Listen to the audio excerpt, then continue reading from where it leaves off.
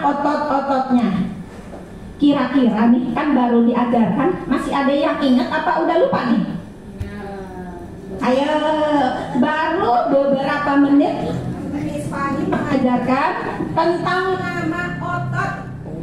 Otot dan Ya, coba siapa di sini yang masih ingat nama otot pundak? Coba cepat berdiri. Trapesius.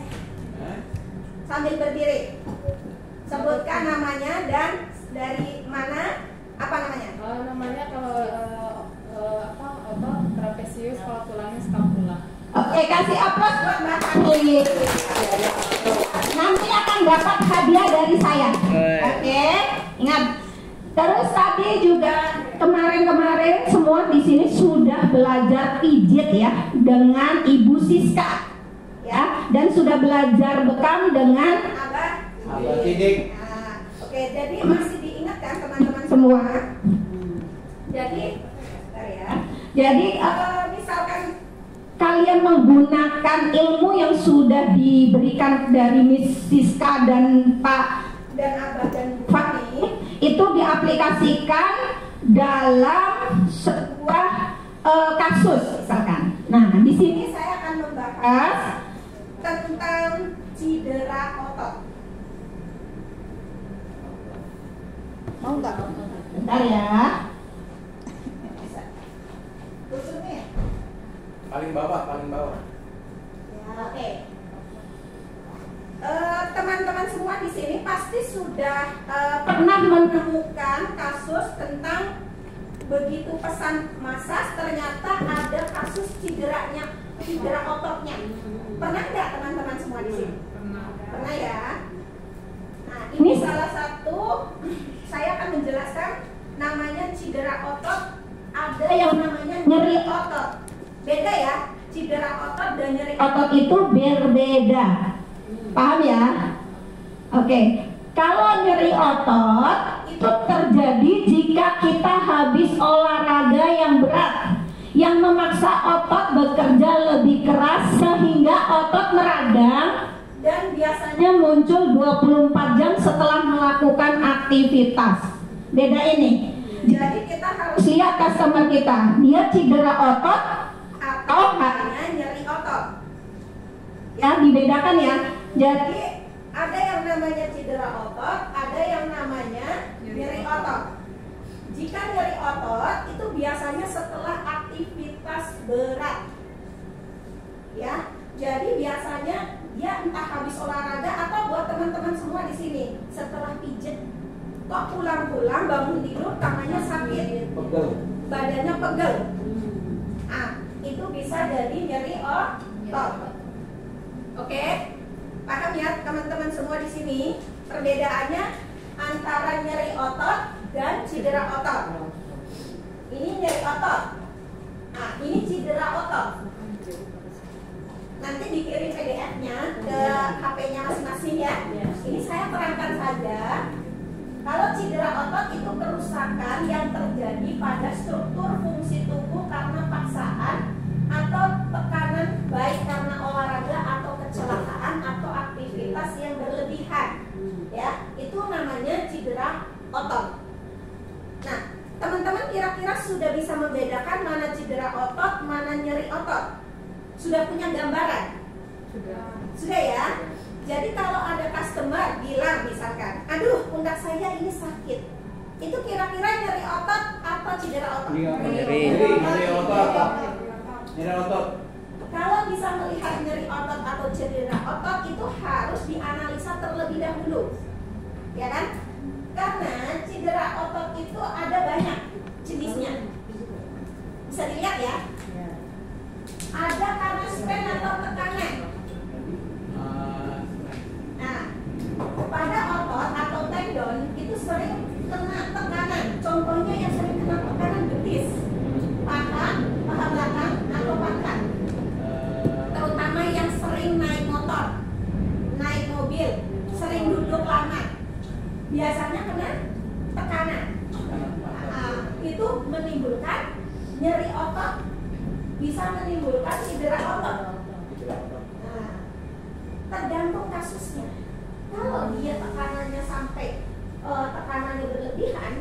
ya kan? Dan berhari-hari tidak sembuh atau hilang sembuh itu sudah termasuk cedera otot. Tapi kalau nyeri, dia mungkin sebentar digerakin, kita mau mijetin, tiba-tiba nyeri. Kita gerakin sedikit sudah sembuh. Itu artinya nyeri otot, tidak ada cederanya. Tapi kalau sudah kena tekanan, sudah lebih dari 24 jam, misalkan sudah sampai sehari, 2 hari nggak sembuh-sembuh, itu udah masuk, berarti ada cedera di dalamnya. Entah karena tekanan atau karena yang kedua sleo.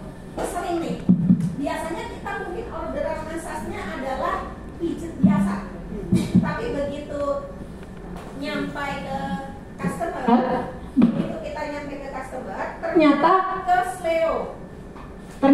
sleo, ya.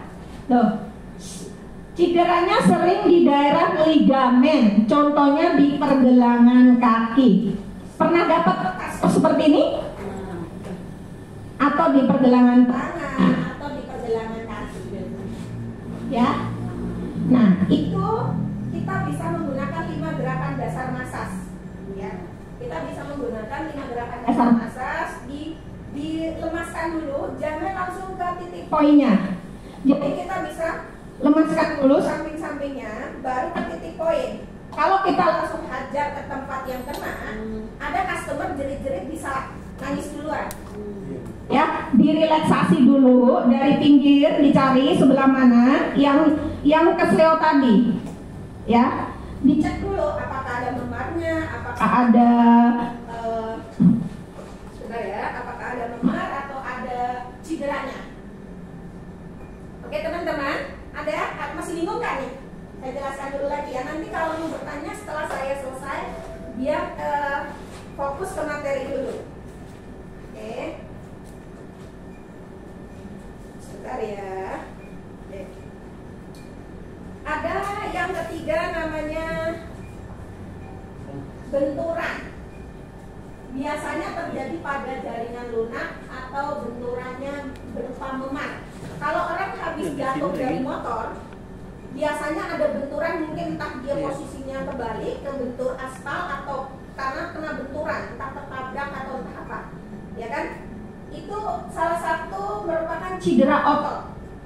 Jadi nanti teman-teman bisa membedakan, oh ibu ini cedera otot, oh ini ibu nyeri otot. Nah untuk harganya, misalkan teman-teman semua di sini, oh ini harganya karena cedera otot itu masuknya per kasus, jadi harganya lebih mahal. Karena nggak semua orang bisa memijat cedera otot. Orang bisa pijat full body tradisional, massage dan relaksasi, tapi tidak semua orang bisa belajar tentang cedera otot. Gitu. Biasanya kalau di kampung-kampung biasanya pijat ke sleo, sering ditulis seperti itu ya. Nah, patah tulang, terus apa lagi tuh? Yang di kampung-kampung biasanya ada pelang kecil. Ibu Ida pemijat ke sleo, Ibu Ida pemijat. Dan lain sebagainya ya teman-teman. Kalau biasanya terjadi pada jaringan lunak itu berupa memar, itu kita lihat dulu. Bisa di pinggir-pinggir, di pergelangan tangan. Jangan langsung dihajar di memarnya. Kita lihat dulu, dianalisa dulu apakah customer ini memarnya parah atau jangan-jangan selain memar di bawahnya ada benturan, karena benturan tadi patah tulangnya. Nah, ini kasusnya harus dilihat dulu. Jangan kita terima job tiba-tiba begitu kita pijat ternyata dia patah tulang, jatuhnya kena aspal dan parah. Itu akan memperparah tulangnya, agak jadi lebih bergeser jauh. Gitu. Paham ya teman-teman ya? Dislokasi atau pindah posisi. Cedera yang ditandai dengan pergeseran letak sendi dari tempat yang seharusnya. Contohnya tempurung dengkul atau pelvis. Pernah ada mungkin mbak-mbak ya atau nenek itu tempurung kakinya sudah bergeser seperti ini, ya kan? Karena dulunya bekas jatuh, jadi dia bergeser. Harusnya tempurung kaki begini ya. Nah, atau ada orang yang maaf ininya agak dendek separuh, karena ternyata ininya masuk ke mentok di pelvis, jadi di tulang paha itu ada seharusnya begini masuknya. Tapi karena dia jatuh, dia akhirnya keluar. Paham ya teman-teman? Ya. Oke. Jadi kalau ada yang cedera sampai ke pindah posisi, ya, pindah posisi sampai keluar, itu kita juga harus analisa dulu, karena cederanya itu ada yang ringan, ada yang berat, ada yang sampai mungkin harus operasi. Ya. Nah, yang kelima, fraktur atau patah tulang, baik patah tulang terbuka atau tertutup. Amit-amit, ini banyak biasanya terjadi pada kecelakaan yang parah, seperti tabrak motor, jatuh, itu bisa tulangnya sampai terbuka, jadi keluar dari jalurnya. Ya. Nah, untuk teman-teman terapis di sini, sebaiknya kita menganalisa. Kalau kita tidak sanggup untuk menyelesaikan masalah itu, tolong jangan dipegang, disarankan saja ke dokter atau ke ahli yang lain yang lebih tahu. Jangan sok tahu. Maaf, nanti takutnya kesalahan kita bilang bisa, pas kita pegang ternyata parah. Yang akan disalahkan terapisnya. Benar kan? Oke. Jadi dianalisa satu-satu. Kalau sekiranya mampu dan itu masih ringan, boleh kita kerjakan. Sekiranya kita tidak mampu dan tidak yakin, tidak usah dikerjakan. Oke teman-teman semuanya, itu tentang materi tentang nyeri otot dan cedera otot ya. Ya. Masih di sini teman-teman semuanya masih pada melek nggak ini? Atau udah gara-gara mendengarkan suara saya? Gara-gara dengar suara saya, wah ini ngomong terus jadi lama-lama hilang ini kayaknya. Terus ngambang nih. Pergi deh ya ke alam mimpi. Oke, coba biar lebih semangat lagi. Habis ini saya akan kasih pertanyaan buat teman-teman semua yang di sini yang masih fokus dengan pelajaran yang barusan saya sampaikan. Nanti akan saya kasih hadiah, akan saya kasih bingkisan kecil. Berarti tadi kan saya menyampaikan tata tertibnya. Fokus pikiran, kepala, mata, badan semua ada di sini. Jangan sampai pikirannya di sini, mata di sini, badan di sini, pikirannya tidur. Atau lagi mikirin aku di rumah cucianku belum di rumah. Ya, masih fokus kan ya, ini jam-jam siang soalnya. Oke? Oke. Sebelumnya ada yang mau bertanya. Ini udah mulai sesi ke diskusi ya kita ya. Tadi ada yang mungkin pernah dapat customer atau pelanggan yang tidak bisa diselesaikan. Ternyata pas nyampe rumahnya ada luka atau apa. Coba yang mau bertanya silakan angkat tangan. Saya kemarin massage ibu dan tua. Iya. Jadi kan dapat dari atau jenazah lah gitu. Ternyata saya ulur ini pelan-pelan ini kan sakit, nggak bisa juga. Tapi akhirnya saya coba kan dari pengalaman ya. Saya kerik baik, tapi pada merah di sini merah. Lagi dia enak udah. Itu gimana kasusnya? Terkadang gini jatuh, posisinya jatuh. Nah, Tapi usianya 65. begitu dimasak sebentar belum baikan, terus dikerik. Saya kerik tapi sudah Ya. Angin itu. Angin. Gini. Angin. Nih, terkadang ada kita lihat ya. Jadi yang kita punya, teori yang kita punya seperti tadi. Makanya kenapa kita sebagai terapis harus banyak-banyak menambah ilmu. Nggak cuma pijat, nggak cuma bekam. Ya itu tadi ada kerok, ada guasa, dan ada topung dan lain sebagainya. Karena kasus di lapangannya bisa jadi taunya dia cedera. Ternyata pas kita pijat saja tidak cukup. Paham kan? Nggak cukup dipijat. Oh ternyata kita sebagai terapis juga harus think smart, berpikir oh cepat, cerdas. Oh ini harus saya keluarin, mungkin ada anginnya. Itu pentingnya kita belajar, ya. Terus mengasah ilmu, teman-teman di sini terus mengasah ilmu apa yang perlu kita asah setiap kasus seperti tadi. Ibu siapa Mbak? kemarin Bu, Ibu Romi itu mendapatkan kasus ternyata pas dipijat itu nggak sembuh-sembuh, masih sakit. Begitu dikerok ternyata kasusnya dia jatuh kan? bisa jadi pas dipakai tangan, pakai palm press atau elfras ataupun apapun itu di sini, kita nggak mendapatkan ototnya. Begitu kena tekanan krik dia agak lebih dalam, lebih dalam. Jadi lebih kena. Akhirnya kendor. Akhirnya dia lebih enak. Karena tadi juga pertama pasti nggak langsung kurang dong. Pasti dia di palm press, di elfras, diperiksa dan lain sebagainya. Nah, gitu. Jadi kita per kasus itu harus dilihat kenapa dia gitu. Oke, teman-teman sudah terjawab. Siapa lagi yang mau bertanya? Oke, silakan berdiri yang mau bertanya dan sebutkan apa pertanyaannya. Biasanya kalau habis dipijat itu ada yang bilang Ini apa? Habis pijit kok ngejarang itu artinya apa sih? Saya nggak ngerti. Oke. Bekas lu. Hah? Itu kenapa gitu?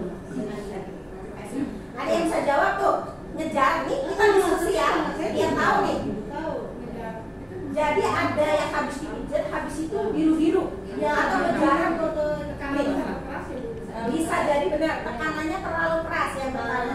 Yang kedua kondisi kulit. Karena setiap kulit beda-beda sensitif. Nah, betul. Ada yang keras tapi dia tidak jarang, tapi ada yang lembut aja dia merasa sakit. Oh. Karena saya sering banget kalau saya pegang yang gendut aja bukan berarti dia bisa dipijit. Oh sakit padahal pelan. Emang dia memang tidak terbiasa. Kalau toh Apalagi harus pegang ini. tetap aja harus tidak bergerak sama kan. Malah pada banyak kan trauma. Pada biru ya. Aduh. Tapi kok standar pada ngomong sama aku dipegang orang lain. Makanya kita tidak bisa disamakan satu A sama satu B. Iya sih. Oke, banyak ya itu Oh. tadi. Iya, Contohnya kaki. Iya. Ya, ini kaki terkadang banyak banyak customer yang kita pijet pelan, dia habis olahraga, Iya. kita maunya di betis kencang sekali. Oh. Tapi begitu kita pijet kencang, besoknya biru itu. Iya. Dia banyak kepada kita. Jarang gitu ya. Kok ini saya biru-biru seperti yang tadi Ibu tanyakan, kan ya? Nah, ini ada titik-titiknya, nanti boleh dibaca ya. Ini banyak nih kasus-kasusnya untuk titik kaki. Nanti sudah di-share tuh, titik bokong, titik punggung dan lain sebagainya. Ya, itu masih banyak bisa dilihat nanti titiknya. Nah, tapi kalau kekencengan kita lihat per pasiennya beda-beda Bu. Iya. Ya seperti tadi ada yang dulu kita mikirnya kenceng. Iya. Maunya kenceng karena tadi dia udah bilang yang kenceng ya Mbak gitu. Begitu selesai dipijit besoknya biru-biru. WA, Mbak kok saya biru-biru ya? Biasanya saya pijit gak biru-biru. Iya. Iya kan? Jadi dikomplain. Makanya saran saya siapapun orang yang baru kita pegang jangan langsung power. Jadi Jangan langsung kenceng ya. kita kalau Ditanya begini dulu ya. biasa dipijat ya. Iya. Ditanya, diobservasi dulu, itu penting. Poin Nanti kalau terpenting. begitu pelan-pelan diurai dulu nanti Iya. diurai baru. Oke, itu ya. Kita udah bisa diskusi. Terus ada yang bertanya lagi nih. Saya Oke. ini kasus sama nenek saya sendiri ya. Nenek saya jatuh, sekarang stroke kan lumpuh. Stop dulu bentar ya, maaf. Azan. Ajan. Oh iya.